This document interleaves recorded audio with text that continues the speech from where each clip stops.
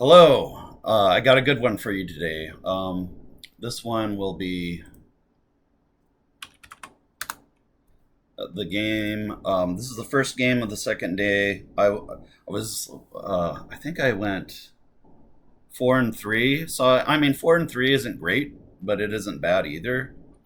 And I was facing off against Emmet Brosowsky in our first game. And I think it's important to pay attention to what his rating was before and after a big tournament like this. So let's take a look here. Um, oh, I don't need to expand that. So his rating before was 1671, and his rating after is 1722. And it's kind of weird because I do feel like 1700 is a little bit of a rite of passage because it's really hard to break 1700. I know from just how much I wanted to break it myself.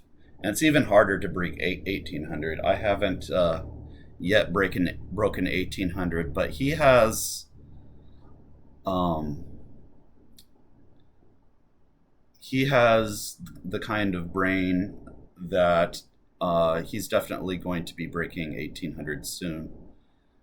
He is underrated, and you can see his performance rating at this tournament was 1783. And let's see what I'm. Oh, he finished eighth out of 65. So it's that last part where he finished in the tournament that um, that's part of what makes me feel really impressed by his Scrabble ability. Um, from what I hear, he also is getting really good grades at school, and I don't know anything really about him, but it's pretty clear that to me that whatever academic endeavor he is going into, he's going to excel in it. So I mean, good for him.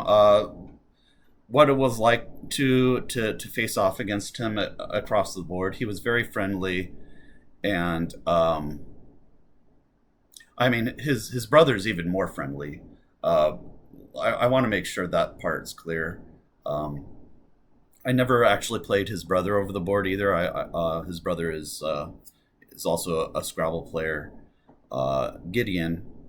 But I'm told that Gideon has a really good sense of humor and is just a real pleasure to play over the board. Gideon was in Division 3, so I had no chances to play Gideon, but maybe someday. Um, uh, let's see.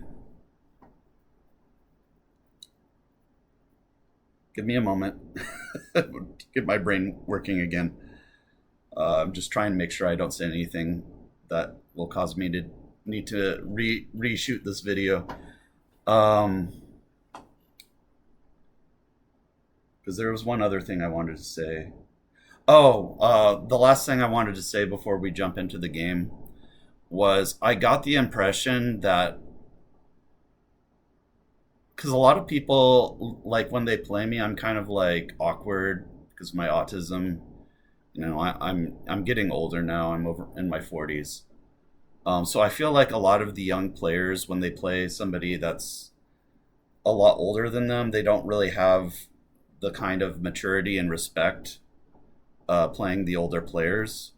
I won't name any names, but there was definitely one other younger player. Maybe you can figure out who that is that I played at the tournament. That maybe you'll definitely figure it out. That game was wild. um, yeah, I kind of spoiled who it is, but yeah, that game is wild. That comes a lot later, so you'll have you can look forward to that video. What I was saying was Emmett was very respectful to me. Um, it almost felt like he knew a little bit about me. Um, um, Maybe it's because I was before I was took a break from Facebook. I was active on Facebook, But anyway, it I just wanted to say something positive about him, and it seemed like he took the game very seriously. It was like a lot of the players I took felt like they were taking the game very seriously, which is kind of weird because Scrabble isn't like chess where you could actually make some good money playing it. Um, so to see all these people take Scrabble so seriously was a little bit weird to me. In the second division, it's kind of something I would expect in the first division, but not necessarily in the second. Um, but yeah, it seemed like he wasn't taking for granted that he was gonna defeat me in this game, and I could feel like he was respecting me as an opponent. All right. I hope I didn't say anything bad. I don't want to retake this video. I think I did okay there. All right. Okay. This was a very close game. It was so close that we did a recount afterwards. I won't say who actually won, because maybe that would be spoiling it. But I'm hoping that this should be an entertaining video. I am trying to grow my channel. Um, Try to say some things about my opponents that maybe pique your interest without saying anything that could get me in trouble. That's what I'm hoping to do. All right.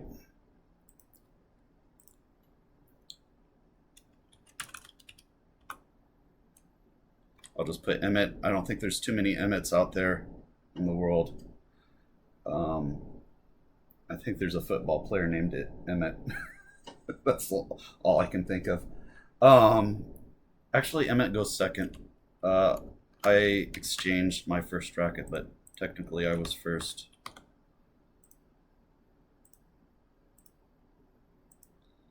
Okay.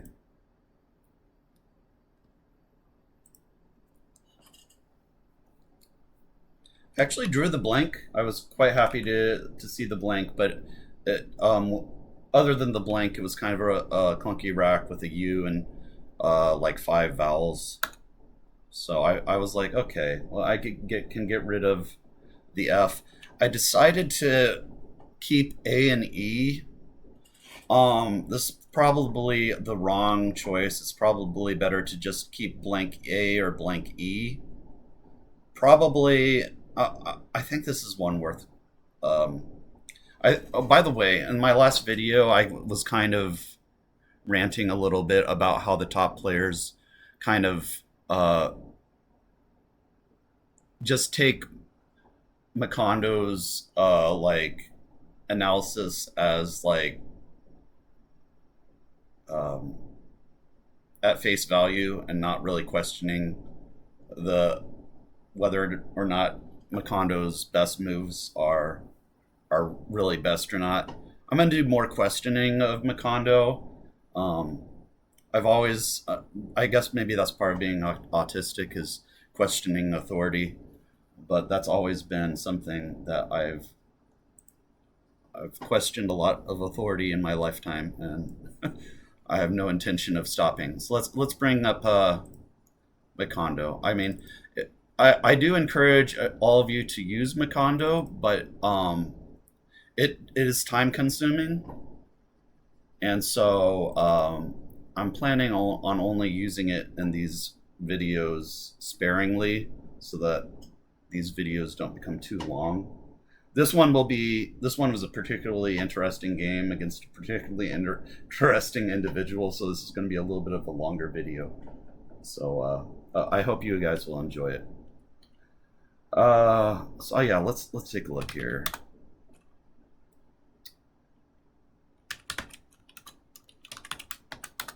It doesn't give my last name initial anymore. It just puts my first name. All right, name 2, Emmet. Oh, it's weird. It requires a last name, but it completely disregards the last name. It's kind of messed up. I think you need to fix that, Cesar. All right, Emmet. I'll just put Emmet B. Because nobody can spell Brosowsky anyway. Um,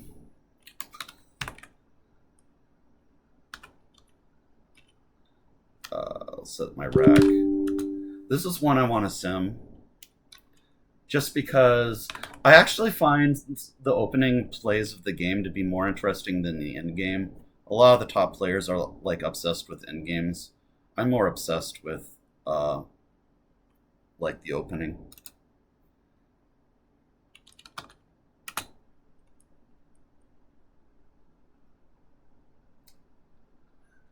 I feel like keeping AE blank was more of a style choice. I just felt like I wouldn't necessarily do it every time, but I just got the feeling. Sometimes you just have that feeling that you're going to get consonants.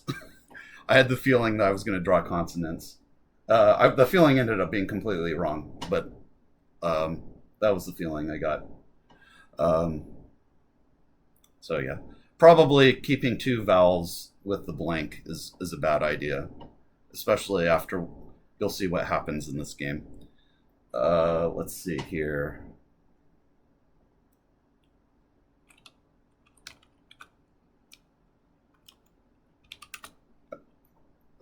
Five. Let's do five.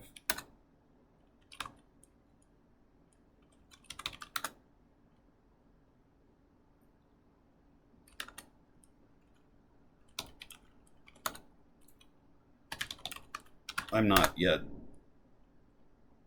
proficient at Macondo. Okay, help me out. How do I use the sim command? Oh, I need the fucking...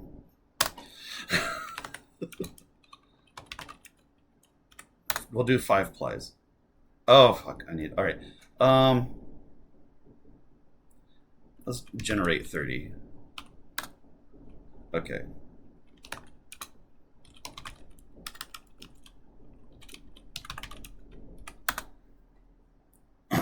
Okay, so the simulation always takes like a really long time, so I'm going to pause the video and we'll take a look after it's finished.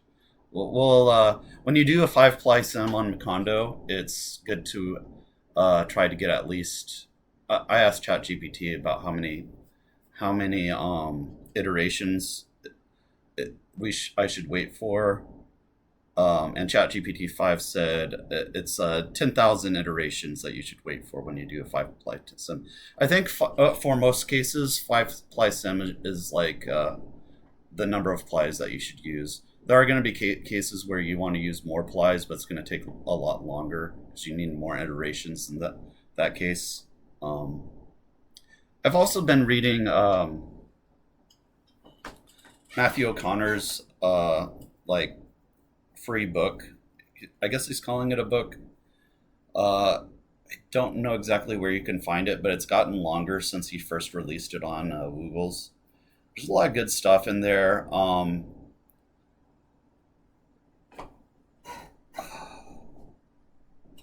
Yeah, and one thing that Matthew O'Connor does is that he does do a simulation. And there was one thing that I read recently when I was reading it, and it was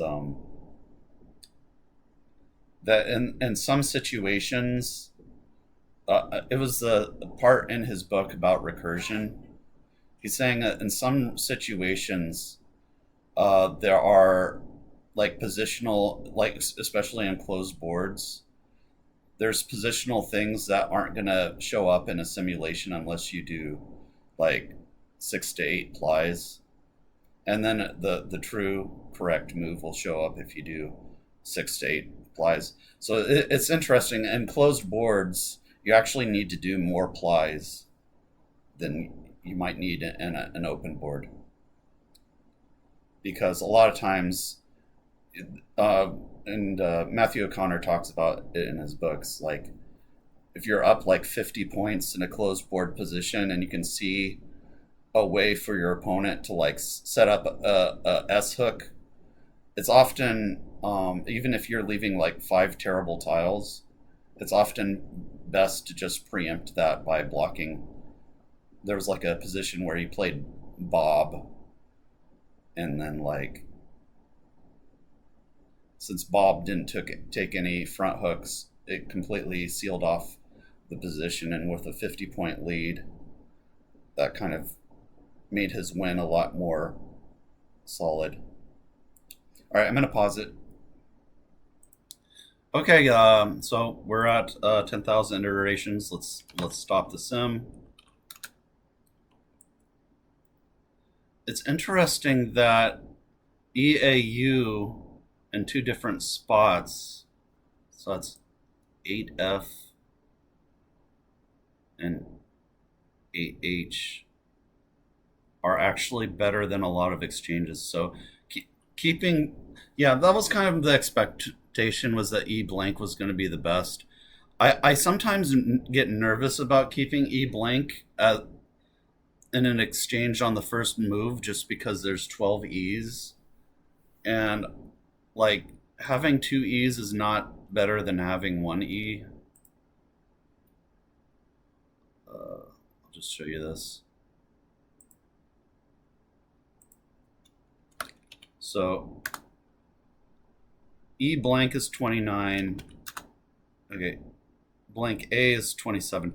I often prefer keeping blank A to blank E just because of how many E's are in there. Because if you do draw another E, I don't think that improves the leave. So if I throw another E in here, I think the equity is going to go down. Yeah, it goes down by 4.5. A lot of times having two E's, it really starts to bring down your bingo chances. I mean, there's plenty of words that have two E's in them, but I find if you're gonna, if you're really shooting for like a fish, a lot of times that's what you are shooting for. Um, it's a lot better to keep one E on your rack than to keep two. Um, and I really love the letter A. Maybe it's because I have two of them in my name, but I've always really enjoyed keeping A's on my rack and Scrabble. So I think if I were gonna play this over, I would probably keep A blank instead of E blank. It's kind of interesting that it's saying the sim is saying that playing AU is a good move because it only scores 4 points and it leaves an F on my rack, and the F, especially at the beginning of the game, is not really something I would feel like you would normally want to keep on your rack. So if any experts could weigh in on what they think about this EAU play. I mean, obviously E blank is going to be the accepted best play, but I kind of like keeping A blank. I do think that keeping two vowels was definitely a mistake, and that probably actually cost me the game. So anyway, I kept EA blank, and he makes a play that I actually held, and he is a Verdi. So for those who like Verdis, you'll like this guy, Diluent.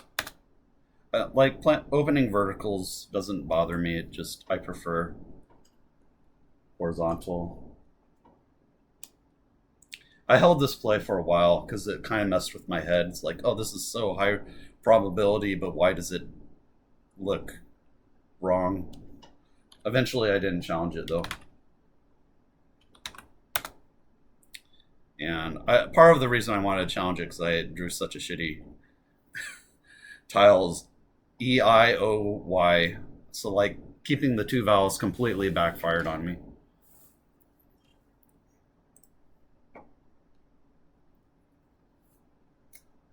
So I played Yeti here for 15.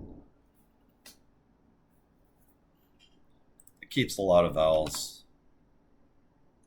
Okay, let's sim this one as well. This is another kind of interesting position. Trying not to sim too many positions, it just takes a long time. All right, so we're almost at 10,000 iterations.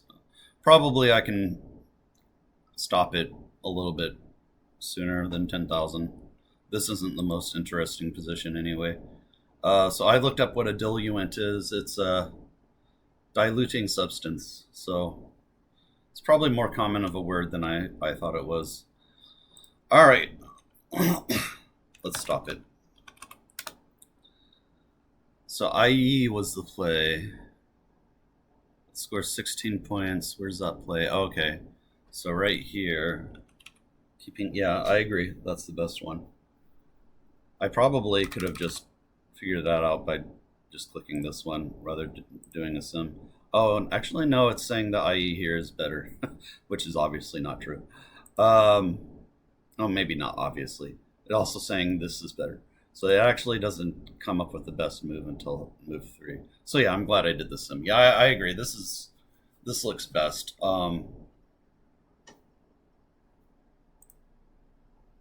Both of these plays, I feel like, give too much back. This one doesn't give as much back because it's a little bit harder to hit the H12 to H15 spot in this in this positioning, but you can still hit it with quite a few letters. You have the H, the F, and the W. So between those three and the M as well. But actually, because this other E is here, the M's not so much of a concern. But yeah, it's still going to be hit hard with a lot of different combinations of H, W, and F.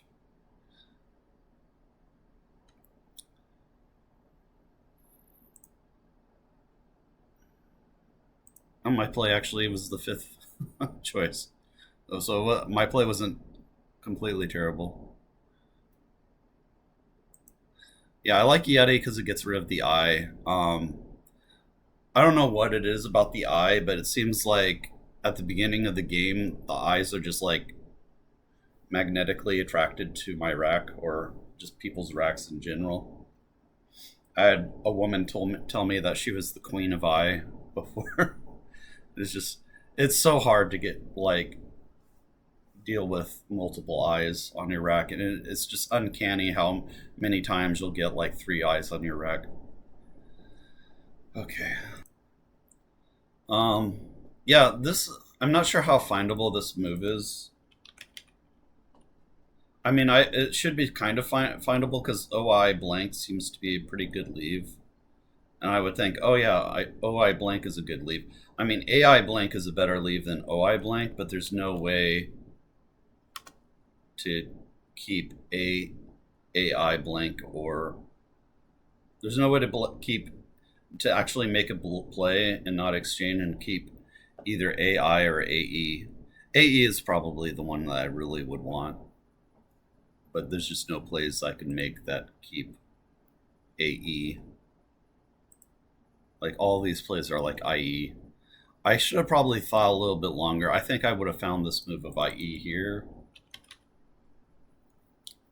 had I just I mean, it is kind of good, but it isn't like really good, especially in the beginning of the game. Oh, that isn't kind of good either. It's negative 9.2. Oh, I forgot to change it to Magpie. A negative 6. Yeah. Okay. It's worse than I thought it was. All right. Oh, this is the next tournament I'm going to. I just had that up. Anyway, Yeti's probably fine compared to. I think IE was the best play, but it's not by a lot. The problem with Yeti is it keeps 3 vowels. So he plays Hugh somewhere. Let me see the photo I took.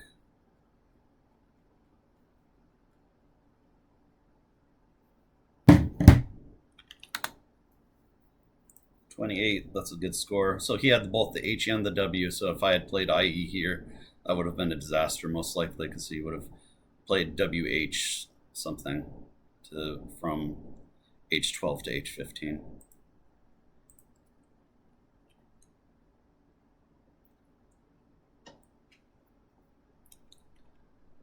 Yeah, it would be interesting if I had his racks, but there isn't really that much time. It takes a lot of time to write down your opponent's racks after a game in a tournament. And so I just didn't feel like asking him for his racks, because it takes a lot of time and it just feels awkward for him to be held up by my needing to write his racks. I guess what I could do is I could ask my opponent if I could take a photo of their score sheet, so that way I get their racks that way. But if most people have as bad as and tiny handwriting as I do, it might be kind of frustrating to try and make out what people's racks are just from taking a picture of their score sheet. So I had ISO Bear for 84. That's what I played. I think that's fine. He makes a strange play of Mew here. I guess he's just trying to block that I, because he doesn't want to lose the game instantly from triple triple. He's also fishing to bingo on his next turn. So Kvyat. Kvyat is what I played. It plays in 2 spots. So here, not so good. So I'm assuming I played it in the other spot. He plays Saltire, so it's a good thing I didn't play it in the other option.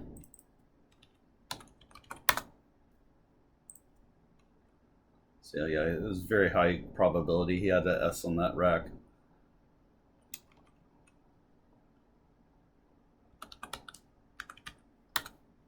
So here I played Lemonine.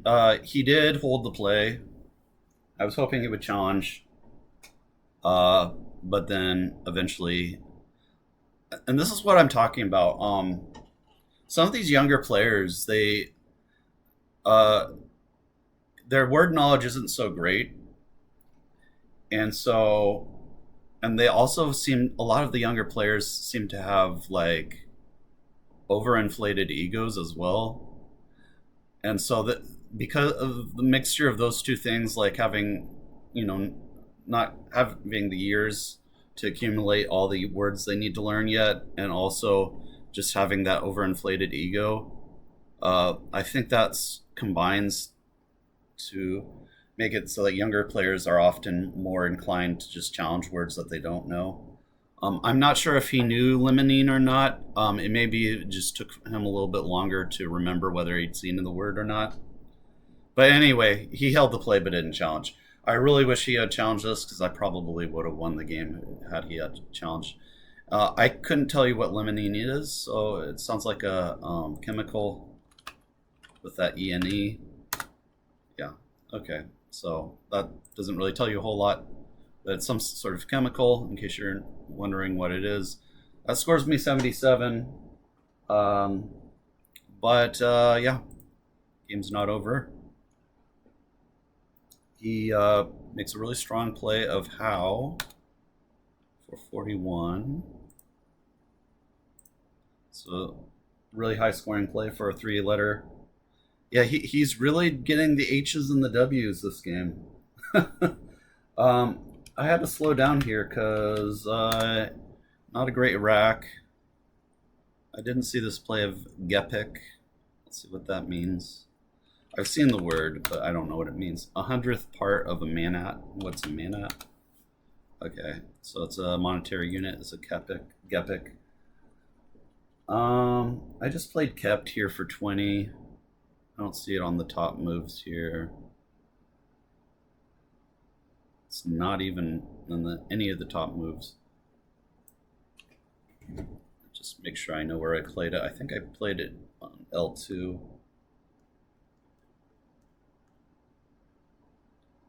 Yeah.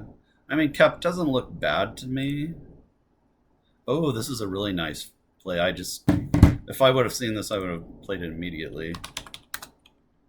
A mink is a small whale. I'm pretty sure I've seen the. I haven't studied my fives yet. I keep planning on doing it, and then I just keep putting it off because I know it's going to take a long time because there's a lot of them. And I haven't really for the four-letter words. I put them all on a sheet and I hung them up to my right here. And I mean, it's kind of nice, but it's like I never look in this direction unless I'm specifically trying to figure out whether a four-letter word is right or not. For the fives, it's going to be a lot more pages, and I don't know where I would hang it up. So yeah, I guess that makes it a little bit more tricky on how I'm going to study the fives. I feel like I need a new strategy. So I've seen this word yet. It's relatively high up on my list of words I've seen. Yeah, mink. What does that mean? It's a small whale. I should have seen this word. Although the leave is terrible. But I don't know. What else did I have? Peak. I don't really like that with two S's unseen. Yeah, ENGV is actually not bad. This has the same problem that Peak did. It's just unnecessarily opening a scoring spot, so I don't like that. This is one that, like, if I had the time, I'd probably do a Macondo sim, but it's just not worth it to me. Yeah, so all these plays are probably bad. All these equity plays. I think my play of kept is fine.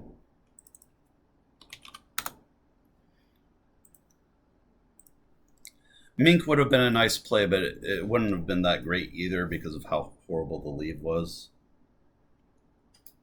With the G and the V and the P. He plays 0 for 28, and now the score, let's take a look.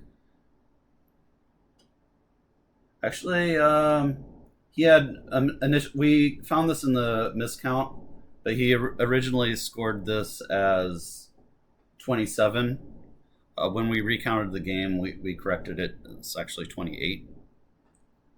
So now the score is 255, and I have 232, so he's up 23 points, which is really, it's about even, given that's my turn. And I think I made the right play here. This was a really weird rack. I played Venging.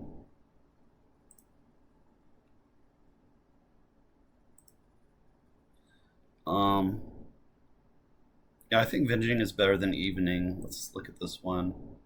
Okay, EGN, this is kind of an interesting idea. Just because EGN has good synergy. Let's see how strong this leave is. Okay, so it's not as strong as I thought it was. Like, ING is like, I think 5 points. But ENG is quite a bit lower. It's only about 1 point. All right. Yeah, I remember when I was playing at the club. This was years and years ago. Rebecca Slivka said, "ING is a sucker's leave," and it really is because you can leave yourself ING, and then if there's no, first of all, ING doesn't go very well with vowels. Some I've kind of realized over time is that ING doesn't go well with vowels. And so that's one frustrating thing is you play ING or you leave yourself ING, you get some vowels, especially the E, and it just does not form very many bingos. And you just, keeping ING on your rack often leads to keeping it again on your rack and then again on your rack. And then you just lose the game because you keep fishing, leaving ING. So yeah, it's not well advised to keep ING as a leave in Scrabble, even as good as the leave looks. All right. Back to the game. So, given that this is, I mean, the idea behind Venging was it turns over two more tiles. There are some goodies left in the bag. There's the J, the X, and the Z, and those are the ones I really want to reach for. And there's still, if you get one of those tiles, you need vowels to go with them, and there's still enough vowels and also Venging keeps a vowel, I think. Yeah, it keeps an E. So if I get either the J, the X, and the Z, I'm in pretty good shape after Venging. I like this play. Given it's possibly is slightly better, but I still like this play of Venging. Turns over more tiles. Leaving an E is actually a pretty good thing to do in this board. All right.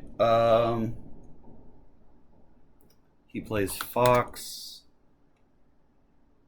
Let me see where he plays Fox, because he didn't score a 44 for this play.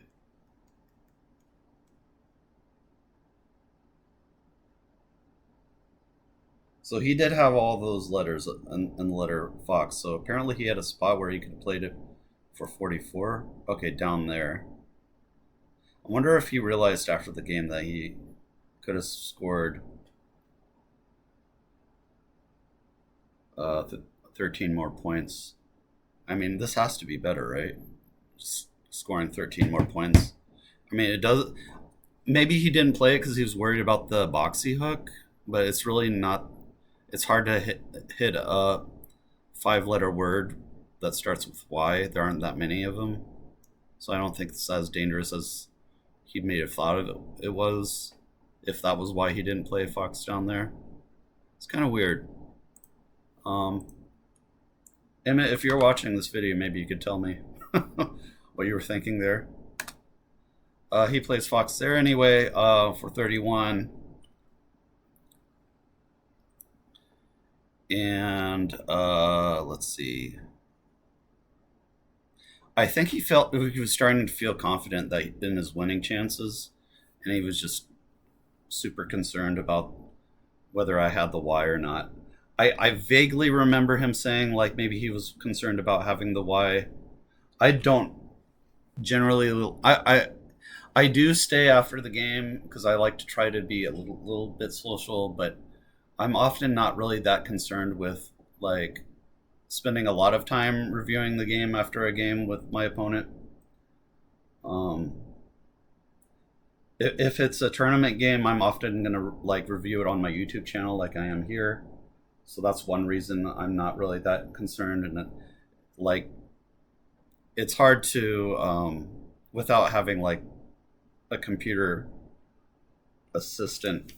It's hard to know what the right plays were in any given position. So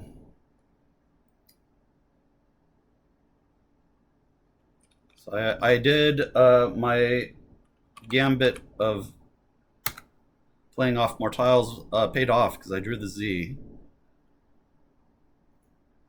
And this is an interesting position. Actually, it's not that interesting because Mirza is just the play here. But the game in general is getting interesting because it's so close. So now I'm up 10 points.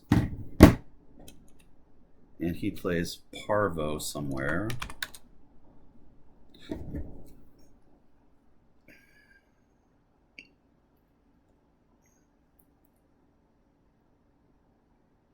Oh, okay, through the V. Maybe this is why Venging wasn't the best play, because he did score 30 points on this play.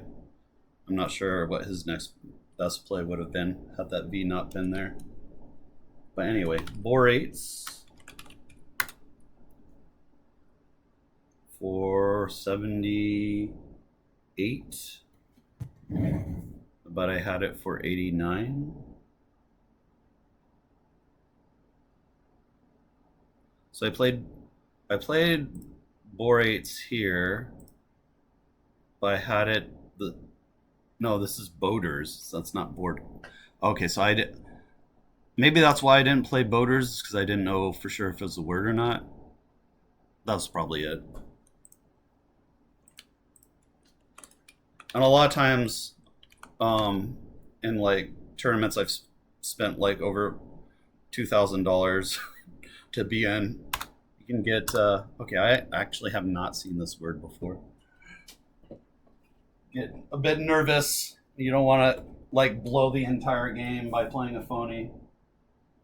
So even though this probably would have given me enough points because Boaters scores how many more than my play of. So I scored 78. Boaters would have given me 11 more points.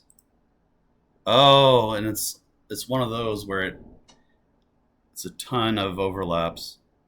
Hmm. Yeah, I don't know how much time I had when I played Borates. Maybe it was I probably had some time, uh, and I knew it was going to be a close end game, and I wanted to. So I mean, it makes sense that I would want to save time for the end game. But yeah, it would have been nice to have found Boaters, but I since it's not this sheet right here is kind of like every word I've ever seen, and since if I do a search for it and it doesn't come up, then it probably means I haven't seen the word before. So I don't study by probability. There's a lot of experts out there that'll make fun of me for that. Um, it's a very simple reason I don't study for probability. It's the same reason that like a younger player told me, I think it was Noah Callis told me this, that because I was like, "Do you study, Noah?" And he was like, "No, I don't study."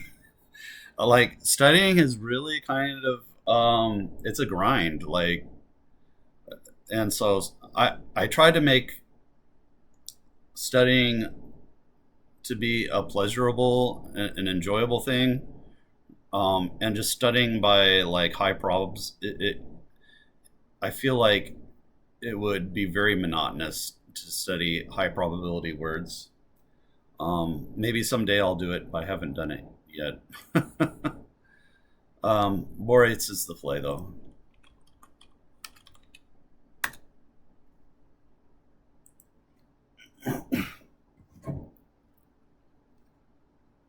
Oh, yeah, this is where I started getting kind of impressed with just his play in general. He plays action for 86, bringing him right back in the game, and I think that gives him a pretty decent lead. That gives him 28-point lead. Still very close game. Let's see what my next rack is. Ironically, my best play is gay, and I think that's what I played. Yeah, okay. Not too much to think about there. I did spend some time before I played gay, but it was just like, okay, this is my best play. I have to make it. And then he plays ad. I mean, I guess it's not that ironic. I am gay, but anyway. Let's move on. RLD.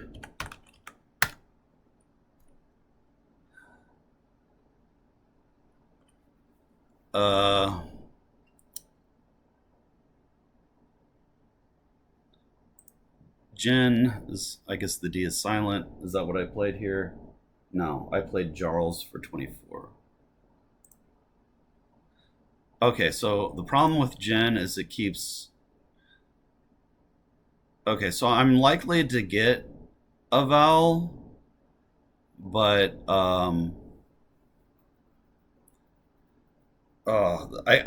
it's gonna take a long time to put all these moves into Macondo, but I kind of would like to see like what the best play is here.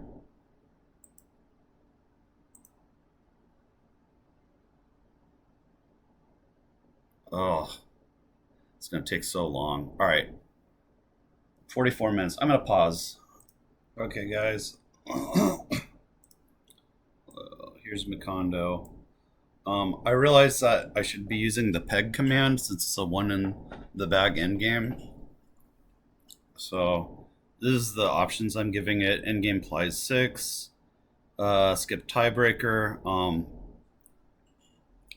Really, in this case, we just want to win, so we're not carried. That's what the skip tiebreaker means. We don't care about spread. And skip losses equals true. That's just another thing to help speed it up.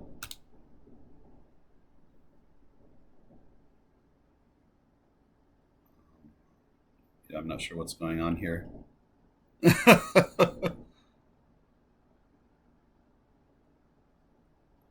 Yeah, I'm not familiar with this peg command. I don't use it very often in Macondo, so I don't really know what's going on.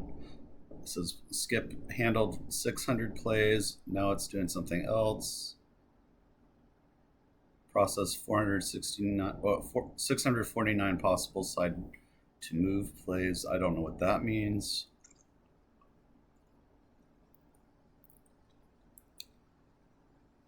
Anyway, the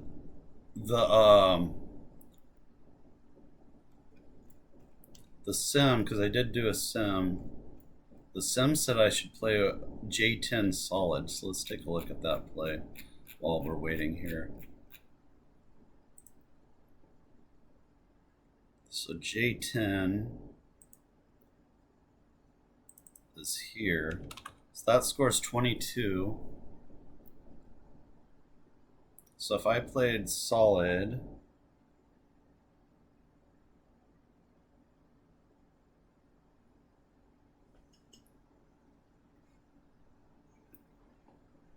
so the U is actually in the actual game, the U was in the bag. So if I played solid and he has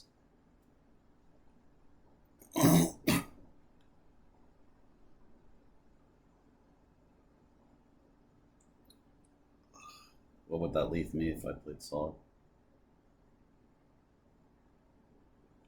Hold on.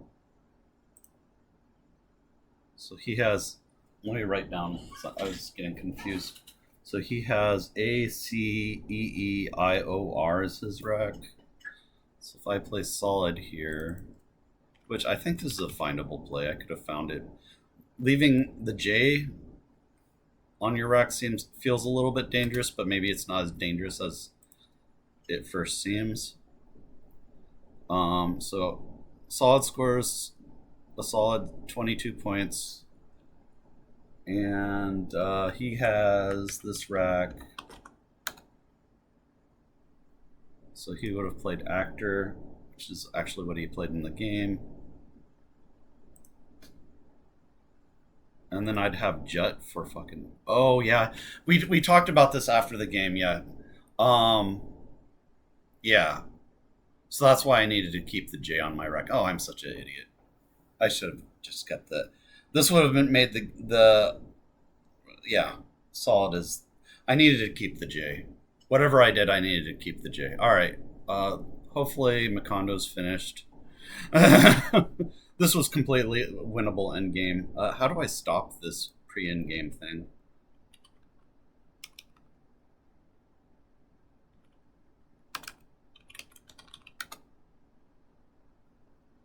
So I have no idea what thumbs up and thumb. Okay, and then it has a handshake, so I assume that means it's a tie. Wins 4.0. Okay, so then it has a win percentage. So Durl is actually gives me the Durl N11 Durl. Okay, so yeah, I'm still a newbie at using this Macondo thing. So Durl actually gives me the highest win percentage. Durl where N11. So if I play Durl, he plays. Okay, I wrote down his rack A C E E I O R. He play. Let's just assume he plays actor. I don't know if that's what he would have actually played, but and then just scrolls. Oh my god, that's so sick. Yeah, so there's just. Oh man, that's so sick. Yeah, Droll is the best play. Okay, I'm not gonna comment more than this. We're at like 50 minutes, guys. Yeah, Dural's a sick play. That wins apparently 50% of the time. To me, it seems like it would win a lot more than 50%. But anyway, I'll let the end game nerds, the end game Scrabble nerds, figure this one out. Maybe I'll have Josh Sokol. I'll pay him to analyze this one on Monday. Um, yeah, this was an interesting one. Oh, I actually didn't actually show you what actually happened in the game. I don't know why I played Jarls. This is a stupid play. I mean, it was quite obvious that I needed to keep that JUS spot open. Um, so this was just a really dumb play. And this was completely winnable for me, and I just blew it. So he has this actor. I played Do It. Well, actually, I played Cat for 14. Where's that? He plays EX.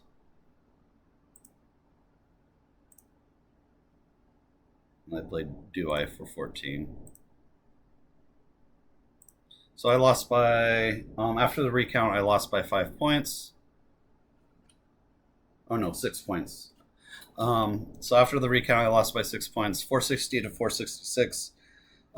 So yeah, high scoring game. Yeah, I made the complete blunder at the very end of the game. I guess maybe end games is something I can work on. Thanks for watching, guys. I hope you enjoyed this game. And a little bit of a longer video, but please, if you stayed this long, please give it a like. And if you have any thoughts, put them in the comment section. I'll see you in the next video. Take care.